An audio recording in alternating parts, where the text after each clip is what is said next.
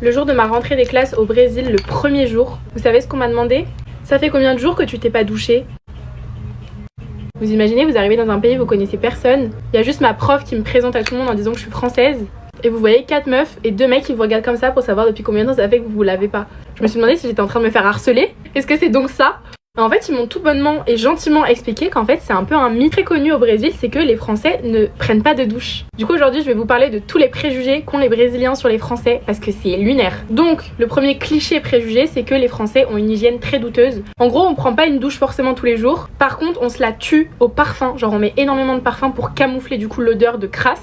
Et en gros, pour les gens de ma classe, c'était complètement normal de me demander ça. Ils m'ont demandé ça un peu sans vice, genre sans être méchant, en mode on trouvait que tu sentais pas si mauvais que ça, du coup on voulait te demander depuis combien de temps tu t'étais pas douché. Après, ils m'ont aussi dit que pour eux, toutes les femmes françaises ne s'épilent pas les aisselles et que du coup ils ont une image de nous avec des poils genre jusqu'ici en dessous des bras.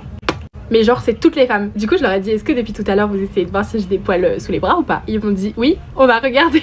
Bon, moi je m'épile personnellement, mais pour les brésiliennes c'est impensable de pas s'épiler. Bah littéralement on dit le maillot brésilien, genre c'est pas pour rien. Elles sont toujours ultra clean, aucun poil. Et d'ailleurs si vous allez dans un centre commercial au Brésil, vous allez voir genre 5 centres d'épilation laser définitive tous les 3 mètres. Ensuite un autre cliché, ça j'ai trouvé ça tellement culotté. Pour eux, on refuse quand on va dans un autre pays de parler une autre langue que le français. Quand il y a des touristes en France, on fait pas l'effort du tout d'essayer de leur parler dans une autre langue. Si quelqu'un essaye de pratiquer le français même si c'est pas sa langue natale, en gros on va le critiquer à la moindre erreur qu'il fait. J'ai trouvé ce jour-là quand on m'a dit ça que c'était un peu l'hôpital qui se fout de la charité, étant donné qu'ils ne parlent pas un seul mot d'anglais. La plupart. Tu leur parles en anglais, ils vont te répondre en portugais. Je vais pas me plaindre. Maintenant j'ai appris grâce à ça, j'ai pas eu le choix.